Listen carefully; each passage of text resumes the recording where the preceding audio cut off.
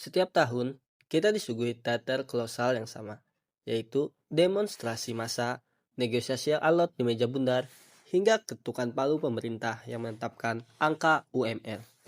Kita dibuat percaya bahwa negara hadir untuk melindungi napas ekonomi rakyatnya. Namun, mari kita buka mata.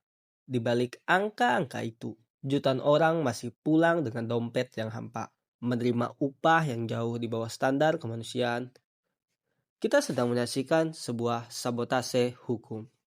Aturan upah minimum telah berubah menjadi sekedar saran, bukan kewajiban. Kita sedang hidup dalam sistem kanibalisme tenaga kerja, di mana para pemberi kerja merasa berdaulat untuk mengabaikan hukum, sementara para pekerja dipaksa menerima apapun demi menyambung nyawa. Kita sedang membicarakan sebuah penjarahan hidup yang dilakukan secara terang-terangan di depan mata hukum yang pura-pura buta. Bagian 1, sabotase status kerja, dan jalur tikus outsourcing. Mengapa banyak dari kita yang tidak digaji sesuai UMR? Karena korporasi telah menemukan jalur tikus yang sangat licin, yaitu sabotase status kerja. Kita tidak lagi dipekerjakan sebagai manusia, melainkan sebagai kontrak, magang, atau pekerja harian lepas. Melalui sistem outsourcing yang tidak berujung, perusahaan melepas tanggung jawab mereka terhadap kesejahteraan kita.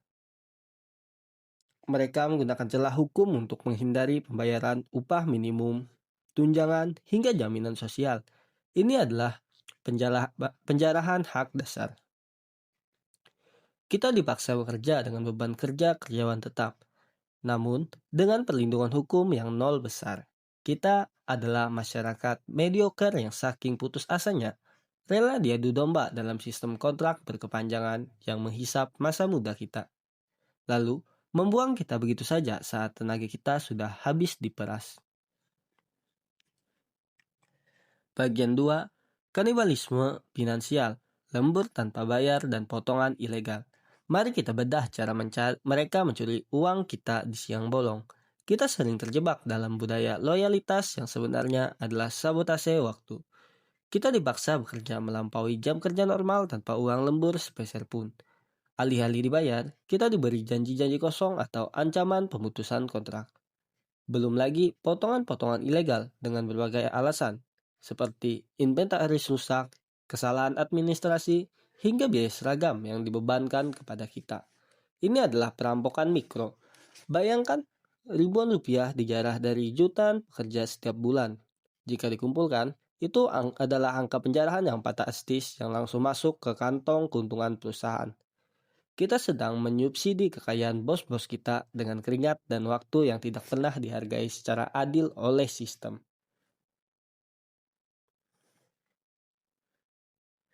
Bagian 3, sabotase pengawasan dan hukum yang bisa dibeli.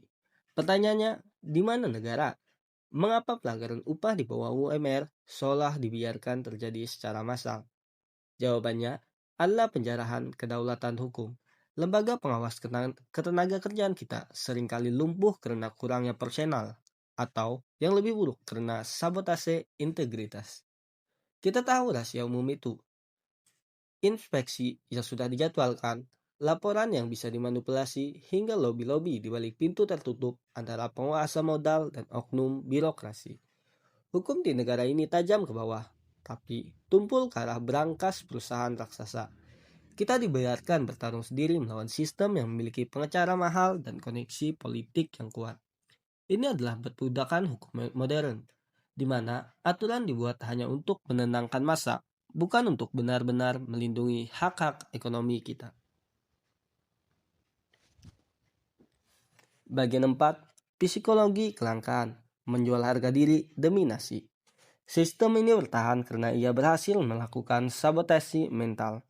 Mereka memanfaatkan tingkat pengangguran yang tinggi untuk menciptakan psikologi kelangkaan.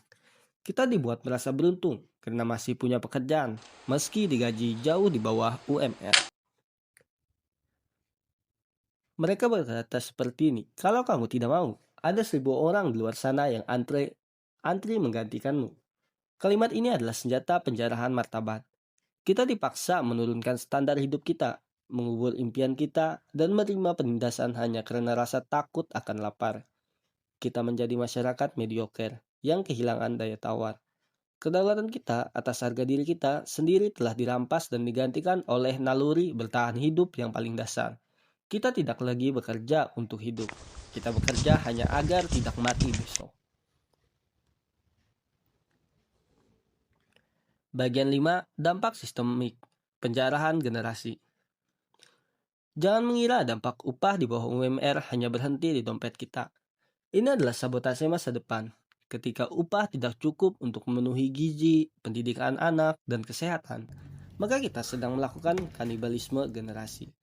Anak-anak buruh yang upahnya dijarah tidak akan memiliki akses yang sama terhadap kualitas hidup yang layak. Kita sedang memproduksi lingkaran kemiskinan yang permanen.